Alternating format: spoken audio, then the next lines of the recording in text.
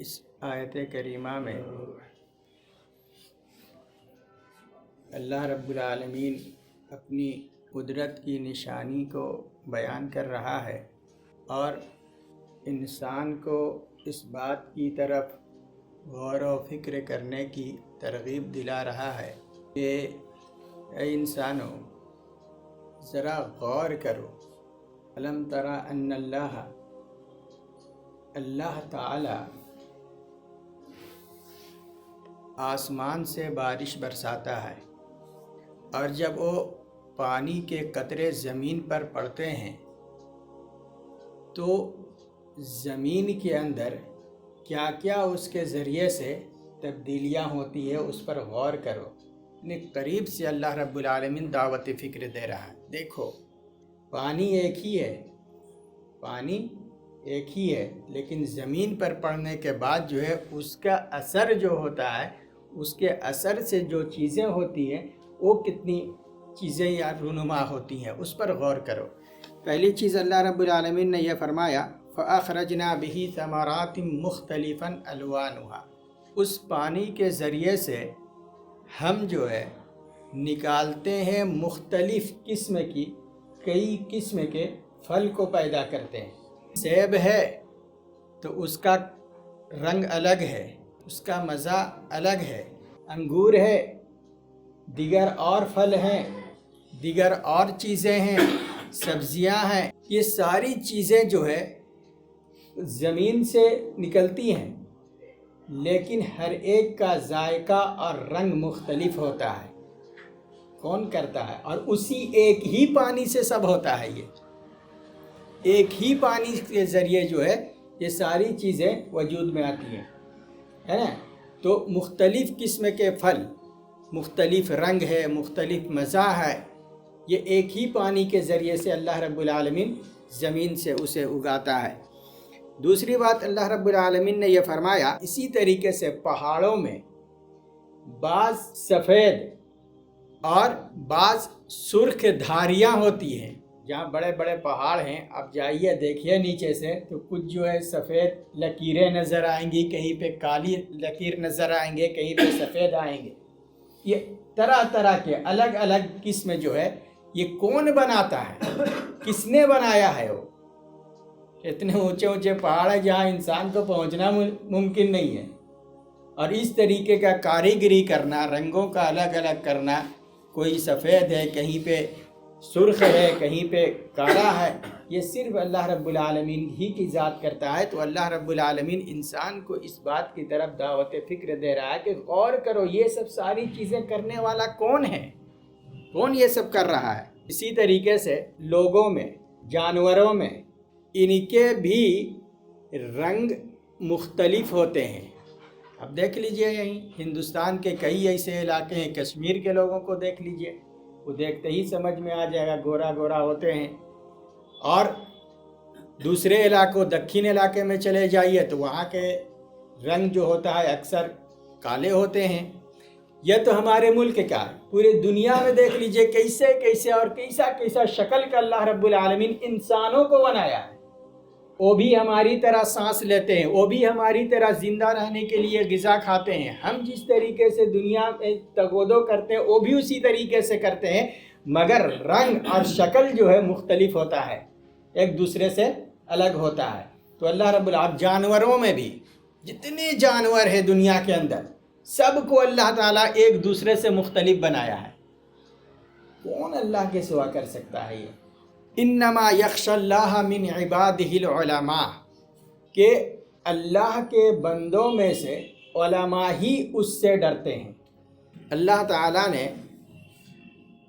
لفظ علماء کا کر کے اہل علم کی فضیلت کو بیان کیا، علم والوں کی فضیلت۔ اب رہی بات یہ، کون سا وہ علم ہے، کس علم کی فضیلت اللہ رب العالمین یہاں بیان کر رہا ہے، اور کس عالم کا ذکر کر رہا ہے؟ عالم کا مطلب جاننے والا، تو کون سا عالم کہ اللہ رب العالمین یہاں پہ فضیلت بیان کر رہا ہے؟ وہ علم جس علم کے اندر اللہ کی معرفت ہو، وہ علم جو ہے فائدہ مند ہے، اس علم کی اللہ رب العالمین یہاں پہ فضیلت بیان کر رہا ہے۔ اور جو علم اللہ سے دور کرنے والا ہو، اللہ کی معرفت جس علم کے اندر نہ ہو، یعنی اللہ کو جو پہچان نہ سکے، وہ علم ضلالت والا علم ہے، اس بات کو یاد رکھیے گا۔ اس عالم کی اللہ رب العالمین یہاں پہ فضیلت نہیں بیان کر رہا، بلکہ اس عالم کی جو اللہ کی معرفت کو جانتا ہو، وہ علم جس کے ذریعے سے اللہ کی معرفت اسے پہنچتی ہو، اللہ کی معرفت کو جانتا ہو، اس علم کی فضیلت ہے۔ اسی لیے لفظ یخشا لایا ہے، انما یخوف اللہ عبادہ العلماء، اللہ نے ایسا نہیں کہا، خوف کا لفظ نہیں کہا، یخشا کا لفظ کہا ہے۔ خوف کیا ہے؟ خوف کا لفظ نہیں ہے، خشیت کا لفظ ہے۔ جس علم کے ذریعے سے انسان خشیت الہی حاصل کر لے، اس علم کی فضیلت ہے یہاں پر، اس علم کی نہیں ہے جس علم کے ذریعے سے انسان اللہ سے غافل ہو جائے، اس کی فضیلت نہیں ہے، وہ ضلالت ہے وہ علم۔ اسی لیے لفظ یخشا لایا ہے، خوف نہیں ہے۔ خوف کیا ہے؟ کوئی ہولناک اور ڈراؤنی چیز کو دیکھ کر کے دل گھبرا جائے، یہ خوف ہے۔ اور خشیت کیا ہے؟ ایسا خوف جس میں طمانینت بھی ہو، سکونت بھی ہو، اطمینان بھی ہو اور جستجو بھی ہو، اس کو کرنے کی جستجو بھی ہو۔ اللہ سے انسان کیوں ڈرتا ہے؟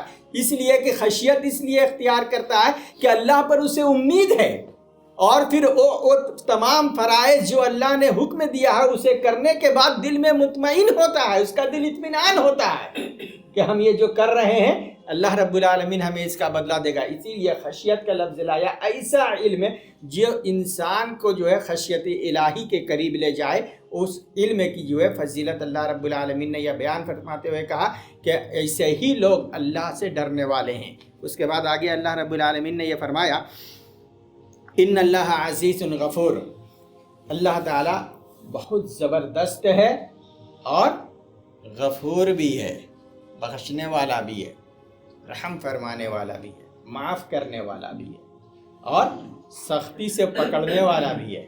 یہ آدمی نہ سمجھے کہ انا الغفور الرحیم، اللہ رب العالمین نے فرمایا کہ انی انا الغفور الرحیم، میں تو غفور الرحیم ہوں، میں گناہوں کو بخشنے والا ہوں، لیکن اتنا بھی یاد رہے وَأَنَّ عَذَابِي هُوَ الْعَذَابُ الْعَلِيمُ، میرا عذاب بھی بڑا خطرناک عذاب ہے۔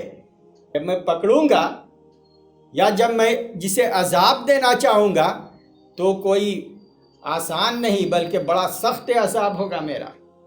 اللہ رب العالمین نے دونوں صفتیں بیان کی ہے، اسی لیے اللہ رب العالمین یہاں پر فرما رہا ہے ان اللہ عزیز غفور، اللہ عزیز ہے، زبردست ہے، اور ساتھ میں معاف بھی کرنے والا ہے، بخشنے والا بھی ہے۔ جو اللہ سے اپنی گناہوں کی مغفرت چاہتا ہے اور اللہ سے ڈرتا ہے، اپنے گناہوں کی معافی چاہتا ہے، اللہ رب العالمین یقیناً اس کے گناہ کو معاف کر دیتا ہے۔ جو سرکشی دکھاتا ہے، اکڑ دکھاتا ہے، تو اللہ کا گرفت جو ہے اس کے اوپر بہت ہی خطرناک ہے۔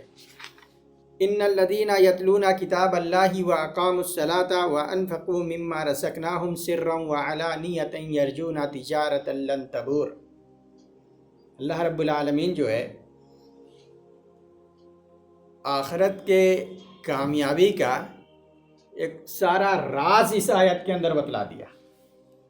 پہلے کیا کہا؟ اس سے پہلے علماء ہی اللہ سے ڈرنے والے ہوتے ہیں، اللہ کے بندوں میں سے علماء ہی اللہ سے ڈرتے ہیں۔ وہ ڈرنے والے لوگ کون ہیں، ان کا عمل کیا ہے اس دنیا کے اندر، اسے اللہ رب العالمین نے اس آیت میں بیان فرمایا۔ پہلی چیز یعنی صفات اللہ تعالیٰ ان کا بیان کر رہا ہے کہ ان الذین یتلون کتاب اللہ، وہ لوگ اللہ کی کتاب کی تلاوت کرتے ہیں، یعنی قرآن مجید کی تلاوت کرتے ہیں۔ آج دیکھ لیجئے مسلمانوں میں کیا ہے آج مسلمانوں میں۔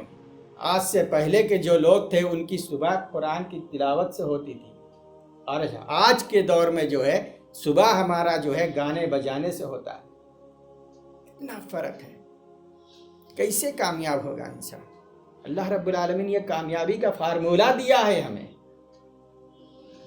ہے نا۔ قرآن ہم پڑھتے نہیں، قرآن کی تلاوت نہیں کرتے، غور و فکر نہیں کرتے، اس کے اوپر عمل نہیں کرتے۔ پہلی چیز اللہ رب العالمین نے فرمایا وہ لوگ ہیں، پہلی صفت ان کامیاب ہونے والے اللہ سے ڈرنے والے لوگوں کی یہ ہے کہ وہ قرآن مجید کی تلاوت کرتے ہیں۔ ان الذین یتلون کتاب اللہ، اللہ کی کتاب یعنی قرآن مجید کی وہ تلاوت کرتے ہیں، اسے پڑھتے ہیں۔ دوسری چیز اللہ رب العالمین نے فرمایا وَأَقَامُوا الصَّلَاةَ، اور نماز وہ قائم کرتے ہیں۔ تیسری چیز وَأَنفَقُوا مِمَّا رَزَقْنَاهُمْ سِرًّا وَعَلَانِيَةً، اور اللہ نے جو انہیں مال و دولت سے نوازا ہے، جو بھی مال و دولت اللہ نے انہیں دیا ہے، کم بیشی جو بھی دیا ہے اللہ نے، تو اس میں سے وہ حالات کے اعتبار سے کبھی چھپا کر اور کبھی اعلانیہ طور پر دکھلا کر اللہ کے راستے میں خرچ کرتے ہیں۔ ان صفات کے حامل لوگوں کا اللہ رب العالمین دلاسا دے رہا ہے کہ تم جو یہ تلاوت کر رہے ہو نا، یہ جو نمازیں قائم کر رہے ہو نا، یہ جو اللہ کے راستے میں تم اپنا مال خرچ کر رہے ہو نا، اس کا کیا انجام ہونے والا ہے۔ اللہ رب العالمین آیت کے اخیر حصے میں بالکل چھوٹے سے ٹکڑے میں اس کو وضاحت فرما دیا ہے۔ یہاں پر ایک چیز غور کرنے کی ہے، 3 باتوں کا حکم دیا اللہ رب العالمین نے، 3 باتوں کا بارے میں بتلایا کہ کامیاب ہونے والے یہ ہے۔ کیا ہے پہلی چیز؟ قرآن مجید کی تلاوت کرنا، یہی کہا نا ان الذین یتلون کتاب اللہ، جو لوگ اللہ کی کتاب یعنی قرآن مجید کی تلاوت کرتے ہیں۔ تلاوت کا تعلق لسان سے، زبان سے، زبانی سے نہ پڑھتے ہیں بھائی، ہے نا؟ تو یہ لسانی عبادت ہے، زبان سے یہ عبادت ہے، زبانی عبادت ہے، اور اس کے اندر مفسرین کرام لکھتے ہیں وہ تمام کلمات داخل ہیں جسے ذکر اللہ کے طور پہ پڑھی جائے۔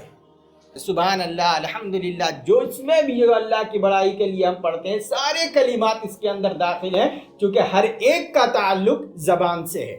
تو یہاں پہ اللہ رب العالمین نے زبانی عبادت کا ذکر کیا ہے، زبان بھی اللہ کے ذکر سے تر ہو، زبان بھی جو ہے قرآن مجید کی تلاوت سے تر ہو، اور زبان بھی ہے جو اللہ کے ذکر و اذکار اور اس کی بڑائی اور حمد و ثنا سے تر ہو۔ دوسرے نمبر پہ اللہ رب العالمین نے یہ فرمایا کہ وَأَقَامُوا الصَّلَاةَ، اور نماز قائم کرتا ہو۔ بدنی عبادت ہے، ایک تو زبانی عبادت، دوسرا بدنی عبادت، تیسرا اللہ رب العالمین نے فرمایا مالی عبادت کے بارے میں۔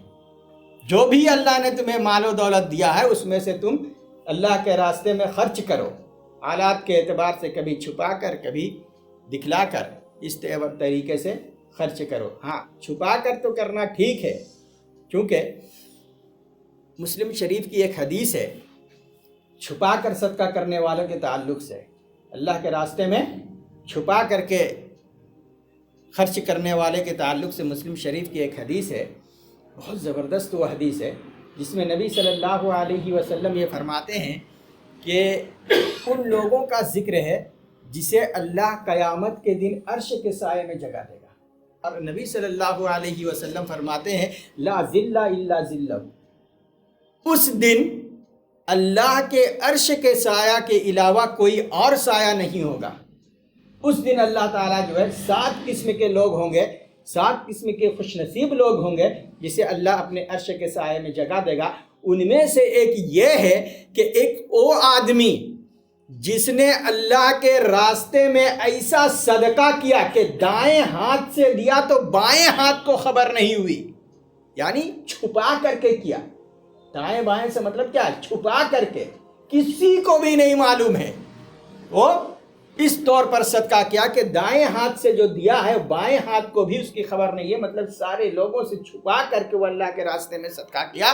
تو اللہ تعالیٰ اس آدمی سے بھی اتنا خوش ہوتا ہے، اتنا خوش ہوتا ہے کہ قیامت کے دن پورے میدان محشر کے بھیڑ سے چھانٹ کر کے اس آدمی کو اپنے عرش کے سائے میں جگہ دے گا۔ لیکن حالات کے اعتبار سے اللہ رب العالمین خود کہہ رہا ہے، اللہ کا یہ بیان ہے کہ سرًا وعلانیہ، حالات کے اعتبار سے کبھی چھپا کر اور اس کے بعد کبھی لوگوں کو سامنے دکھلا کر کے اللہ کے راستے میں خرچ کرنے والا۔ زبانی عبادت، بدنی عبادت اور مالی عبادت، یہ 3 چیزیں کیسی ہیں؟ یہ کیسی ہیں؟ آیت کے آخر ٹکڑے میں اللہ نے بیان، کیا کتاب ہے یہ! قرآن مجید واقعی اس کا کوئی مثال نہیں ہے دنیا کے اندر۔ یرجون تجارت لن تبور، وہ لوگ ایسی تجارت کی جو ہے وہ امید لگائے ہوئے ہیں جس میں نقصان ہی نہیں ہے۔ وہ جو نماز پڑھ رہے ہیں نا، وہ جو تلاوت کر رہے ہیں نا، وہ جو اللہ کے راستے میں اپنا مال جو خرچ کر رہے ہیں نا، ایسے جگہ پہ وہ لگا رہے ہیں جہاں پہ انہیں نقصان ہی نہیں ہے۔ دنیا کا کوئی بھی تجارت آپ اٹھا کر دیکھ لیجئے، دونوں احتمال اس کے اندر پایا جاتا ہے، یا تو اس کے اندر فائدہ ہوگا یا اس کے اندر نقصان ہوگا، ہوتا ہے یا نہیں؟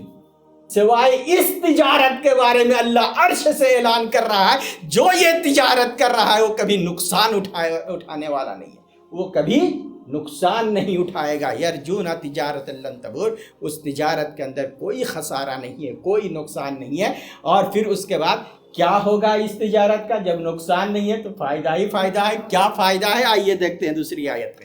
اللہ رب العالمین فرما رہا ہے کیا فائدہ ہے اس کا؟ تلاوت کا، زبانی عبادت کا، بدنی عبادت کا، مالی عبادت کا کیا فائدہ ہے؟ آدمی جو کر رہا ہے اس کا پورا پورا بدلہ اللہ اسے قیامت کے دن دے گا۔ پتہ یہ چلتا ہے کہ دنیا کے اندر جو ہم کر رہے ہیں اس کا پورا بدلہ نہیں مل رہا ہے۔ جو بھی اچھائی برائی ہم کر رہے ہیں اس کا پورا بدلہ نہیں مل رہا ہے۔ کیسے؟ اس لیے کہ اللہ رب العالمین نے دیکھیے ایک جگہ یہ فرمایا سورہ آل عمران میں، کل نفس ذائقۃ الموت، ہر نفس کو موت کا مزہ چکھنا ہے۔ کیوں انسان مرے گا؟ کوئی جواب نہیں دیا اس کا۔ کیوں انسان مرتا ہے؟ کوئی بڑا سے بڑا سائنسٹک بھی جو ہے اس پر خاموش ہے، کوئی جواب نہیں ہے۔ قرآن صرف اس کا جواب دیتا ہے کہ کیوں انسان مرے گا۔ وَإِنَّمَا تُوَفَّوْنَ أُجُورَكُمْ يَوْمَ الْقِيَامَةِ، اس لیے کہ مرنے کے بعد اللہ قیامت قائم کر کے انہیں دوبارہ اس لیے اٹھائے گا کہ جو بھی وہ عمل دنیا کے اندر کیا ہے اچھا یا برا اس کا پورا پورا بدلہ انہیں ملے۔ دنیا پورا بدلہ نہیں دیتی ہے، نہ اچھائی کا پورا بدلہ نہ برائی کا پورا بدلہ۔ اس لیے اللہ رب العالمین قیامت قائم کر کے اٹھائے گا تاکہ وہاں لوگوں کو پورا پورا بدلہ دے۔ تو اللہ رب العالمین یہاں پہ بھی یہی فرما رہا ہے لیوفیہم اجورہم ویزیدہم من فضلہ، اور اپنے فضل سے جو ہے اس کا زیادہ دے گا۔ یہ فضل کیا ہے؟ ویزیدہم من فضلہ، اپنے فضل سے اسے اور زیادہ دے گا۔ فضل کیا ہے؟ فضل دیکھیں تین چیز ہے، ایک ہے عدل، ایک ہے فضل، ایک ہے رحمت۔ عدل کیا ہے؟ مزدور کو پورا اس کی مزدوری دے دی جائے۔ 500 میں ایک مزدور کو ہم لائے، دن بھر کام کیا، شام کو جانے لگا تو اسے پورا مزدوری دے دی جائے، 500 روپے اسے دے دی جائے جتنا میں ہم نے اسے لایا تھا۔ اگر ایسا کر رہے ہیں تو یہ عدل ہے۔ 2 مزدور لائے تھے ہم، کل دونوں کام کیے، آج ان میں سے ایک آیا ایک نہیں آیا، تو جو نہیں آیا اس کا بھی ہم نے اس کی مزدوری دے دی۔ یہ فضل ہے۔